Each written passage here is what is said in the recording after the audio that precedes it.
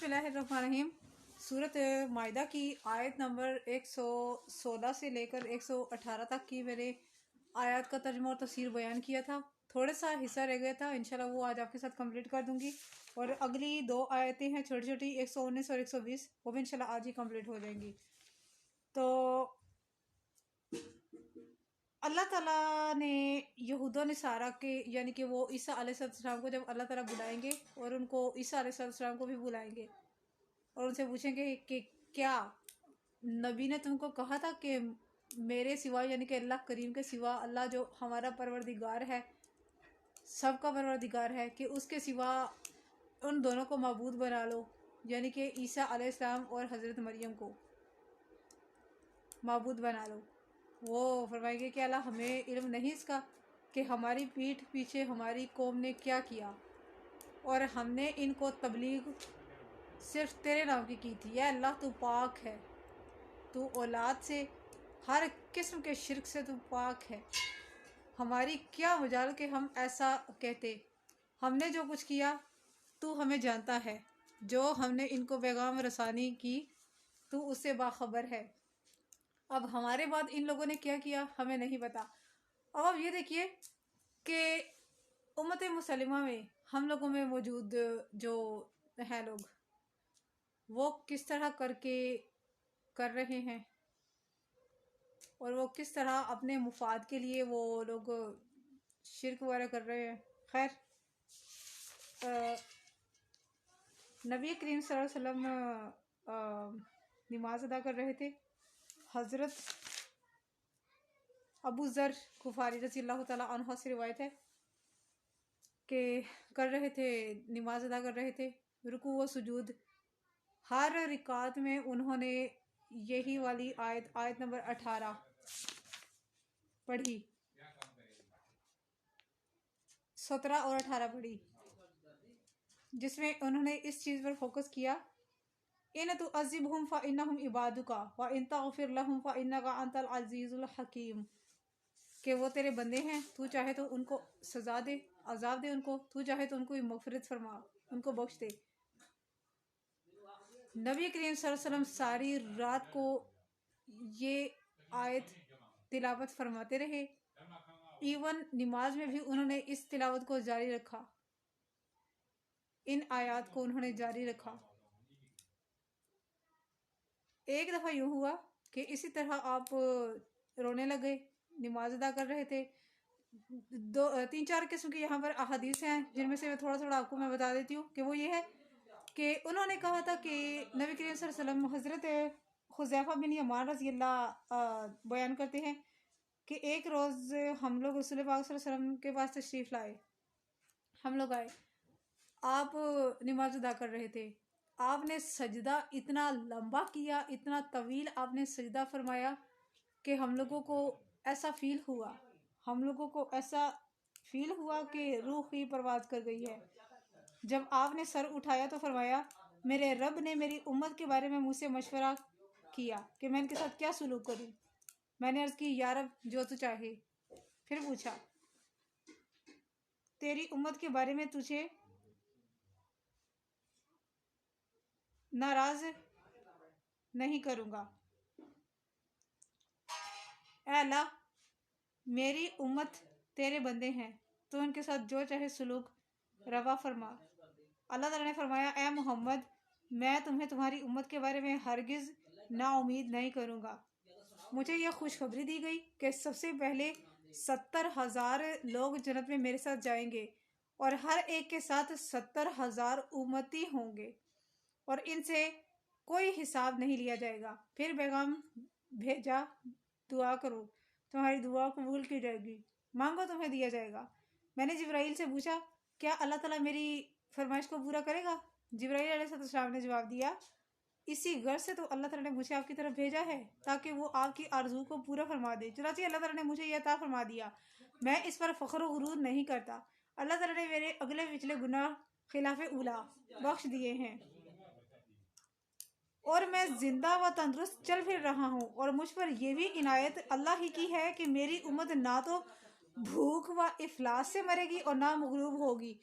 भूख और इफलास से। आजकल देखें कि कितनी वो खुदकुशियों के वो आ रहे हैं कि फलां ने अपनी फैमिली को मार दिया, फलां बंदे ने अपनी उसको मार दिया, भूख की वजह से, पैसों की वजह से, ऐसा ऐसा।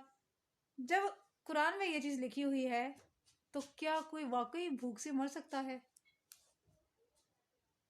ये मैं क्या कहूँ इसको, मैं अपनी ख्याल आराई नहीं करना चाहती।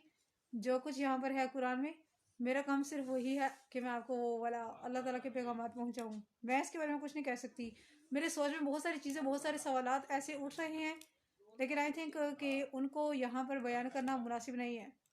लिहाजा मैं, आप खुद से सोचिएगा। अल्लाह ताला ने मुझे कौसर अता फरमाया है। ये जन्नत में एक नहर है जो बहती हुई होगी, मेरे हौज में बहती हुई मेरे हौज में आएगी। उसने मुझे इज्जत व गलबा, नुसरत और रोब से सरफराज फरमाया है, जो मेरी उम्मत के सामने एक माह की मसाफत से लोगों पर असर अंदाज होता है। मुझे ये भी शर्फ बख्शा है कि सब अम्बिया से पहले जन्नत में दाखिल होऊंगा, और ये कि मेरे लिए और मेरी उम्मत के लिए माले गनीमत जायज़ करार दे दिया गया। और ऐसी बहुत सी चीज़ें हमारे लिए हलाल फरमा दी हैं जो पहली उम्मतों पर हलाल ना थी, और दीन के मामले में हमारे ऊपर कोई सख्ती रवा नहीं रखी। इसी तरह नबी करीम सल्लल्लाहु अलैहि वसल्लम हर वक्त ये आयत करीमा तिलावत फरमाते रहते थे, और अल्लाह ताला ने जिब्रील अमीन अलैहिस्सलाम को भेजा उनकी तरफ कि मोहम्मद से पूछो वो रो क्यों रहे हैं, जो मांगेंगे उनको दिया जाएगा। यही वाली हदीस मुख्तलिफ अल्फाज के साथ, मुख्तलिफ रावियों के साथ यहाँ पर वारिद है, जिससे काफ़ी तवील जो है इसका है, इसलिए मैंने आपको बता दिया है। अब्दुल्ला बिन उमर रज़ी अल्लाह ताला अन्हु और सैयदना सिद्दीक़ अकबर रज़ी अल्लाह ताला अन्हु नबी करीम सल्लल्लाहु अलैहि वसल्लम के पास हाजिर थे, बैठे हुए थे। तो एक सहाबी आए तो उन्होंने अर्ज़ किया, इब्ने मसूद रज़ी अल्लाह ताला अन्हु उनके साथ बैठे हुए थे। नबी करीम सल्लल्लाहु अलैहि वसल्लम बार बार इस आयत की तिलावत फरमा रहे थे।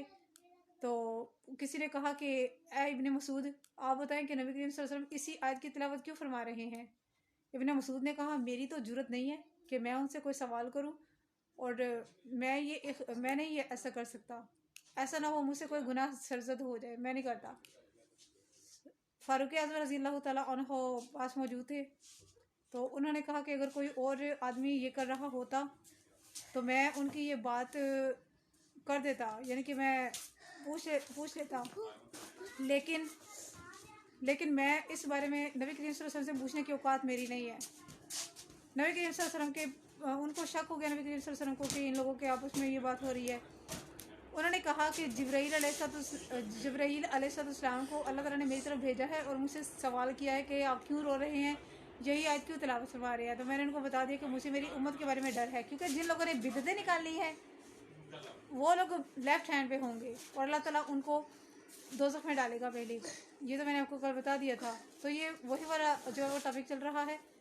तो बाकी उम्मत के साथ सुलूक अच्छा रहेगा, और अल्लाह ताला ने मेरी उम्मत की वो बख्शिश फरमा दी है, मुझे शिफायत का वो कर दिया है, मुझे शिफायत का इख्तियार दे दिया है। इब्ने मसूद रज़ी अल्लाह ने पूछा, या रसूलल्लाह, क्या ये बात मैं सब लोगों को बता दूँ? सैयदना फ़ारूक आज़म रज़ी अल्लाह ताला अन्हु ने फरमाया, नबी पाक ने फरमाया कि हाँ बता दो। फ़ारूक आज़म रज़ी अल्लाह ने कहा कि ऐसा ना हो कि अगर ये बात लोगों को पता चल जाए तो लोग नमाज से और दूसरी इबादत से एहतराज़ करने लगें, वो लोग नमाज की अदा ना करें। कि जिन लोगों ने शिरक नहीं किया होगा नबी करीम सल्लल्लाहु अलैहि वसल्लम उनकी सिफारिश करेंगे, जिन्होंने शिरक नहीं किया होगा नबी पाक उनकी सिफारिश करेंगे, जिन्होंने अल्लाह ताला को अकेले पुकारा होगा, उनके साथ किसी और का नाम नहीं लिया होगा, नबी पाक सल्लल्लाहु अलैहि वसल्लम उनकी सिफारिश करेंगे। अगली आयत है, क़ाल लहु हाज़ा यौमु यनफ़उ सादिक़ीना सिद्क़ुहुम लहुम जन्नतुन तजरी मिन तहतिहल अनहारु ख़ालिदीन फ़ीहा अबदा रज़ियल्लाहु अन्हुम व रज़ू अन्हु ज़ालिकल फ़ौज़ुल अज़ीम लिल्लाहि मुल्कु समावाति वल अर्दि व मा फ़ीहिन व हुवा अला कुल्लि शैइन क़दीर। फरमाया अल्लाह ताला ने, ये है वो दिन जिसमें फ़ायदा पहुँचाएगा सच्चों को उनके सच का। इनके लिए बागात हैं और रवां हैं जिनके नीचे नहरें, वो हमेशा हमेशा इनमें रहेंगे। राज़ी हो गया अल्लाह ताला उनसे और राज़ी हो गए वो अल्लाह से। यही है बड़ी कामयाबी। अल्लाह ही के लिए है बादशाही आसमानों की और ज़मीन की और जो कुछ इनके दरमियान में मौजूद है, और वो हर चीज़ पर पूरी कुदरत रखने वाला है। यकीनन बेशक सिद्दीकीन और सदीक़ों से मुराद यहाँ पर वो लोग हैं जिन्होंने सच्चे दिल से ईमान को कबूल किया अल्लाह ताला पर ही सारे कामों को छोड़ा, अल्लाह ताला पर ही भरोसा रखा, अल्लाह के सिवा किसी और को नहीं पुकारा और ख़ालिस होकर अल्लाह ताला की इबादत की। जो कुरान करीम में मामलात नहीं हैं, जो कुरान से साबित नहीं है, उन लोगों ने ना तो उन मामलात में शिरकत की और ना ही उन लोगों ने उन लोगों को अच्छी नज़र से जाना या देखा। जब उनको पता चला कि फ़लाँ जगह पर फ़लाँ मुकाम पर इस तरह करके शिरक हो रहा है, फ़लाँ काम हो रहा है, तो वो उन्होंने बेजारी का इजहार किया। ये उन लोगों के लिए है, ये इनामात, ये अल्लाह ताला की तरफ से उनके लिए इनामात हैं और अल्लाह ताला इंशाल्लाह उनको बुलंद दर्जात में उनका होगा, इंशाल्लाह ठिकाना होगा बुलंद दर्जात में।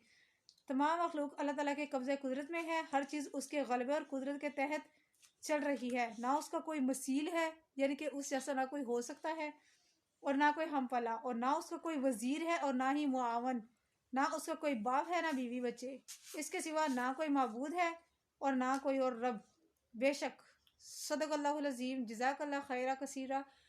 सूरत मुआहिदा मुकम्मल हो चुकी है और इसमें शिर्क का सबसे ज़्यादा ज़िक्र था और कौन कौन सी चीज़ें, कौन कौन सी न्याज़ें आपने खानी है, किन लोगों की किन सूरतों में बात को मानना है कि ये कुरान में है या हदीस में है, सारे का सारा, यानी कि यू कैन से कि कुरान करीम का टोटल जो निचोड़ था ना वो ये था। दूसरे मज़ाहिब हमारे लिए क्या अहमियत रखते हैं, उनके साथ हमने क्या बर्ताव करना है, सारा कुछ इसमें मौजूद था। सूरत माइदा, क्योंकि माइदा आप ये कह लीजिए, इस तरह इसको समझ लीजिए कि एक दस्तरख्वान है और अल्लाह ताला ने हम सबको उस दस्तरख्वान पे जमा किया हुआ है, क्योंकि माइदा का मतलब ही दस्तरख्वान है। अल्लाह ताला ने हमें उसके ऊपर जमा किया हुआ है और अल्लाह ताला ने बता दिया है कि यही है, बस यही दीन है। और दीन कितना सीधा सा है, कितना आसान सा दीन है, लेकिन लोगों ने कितना शिद्दत पसंद उसको बनाया हुआ है। बार बार मैं आपको ये तलकीन करती रहती हूँ कि 24 घंटे होते हैं, इनमें से कोई एक नमाज ही अदा कर लिया करें, ताकि आपका नाम जो है ना वो पहुँच जाए, एक दफ़ा फरिश्ते लेके चले जाए। सबसे बड़ा गुनहगार, कितनी ज़्यादा मैंने आपको वीडियोस इस बारे में बना के दे दी हैं, कुरान की आयतें डायरेक्ट दी हैं। बेनमाजी के लिए जन्नत हलाल नहीं है, बेनमाजी के लिए जन्नत हलाल नहीं है। बाकी न्याज़ें वही हैं जो अल्लाह ताला ने सूरत माइदा में जिक्र फरमा दी हैं। अगली आ रही है सूरत अल इनाम, इसमें भी यही कुछ है। इसमें भी इसी तरह का वो है कि किन सूरतों में हम लोग कैसी कैसी चीज़ें खा सकते हैं, आजकल के लिहाज से जो चीज़ें चली हुई हैं, और इनमें से क्या चीज़ें हम खा सकते हैं। न्याज, हराम चीज़ का भी अल्लाह ताला ने फरमा दिया है कि नहीं खानी। जब तुम मरने वाले हो जाए ना, लाइक डायबिटिक पेशेंट हो सकते हैं या बीपी के पेशेंट हो सकते हैं, ब्लड प्रेशर के, उनको अगर मसला है, उनको अगर जान जाने का ख़तरा है, तो वो चंद एक या दो निवाले खा सकते हैं, इतने ही जितना उनके लिए हो सके, सही साबित हो सके, ज़्यादा नहीं खानी। ये चीज़ है। सदका जारी की नियत से शेयर कर दीजिएगा। जज़ाकल्लाह खैर।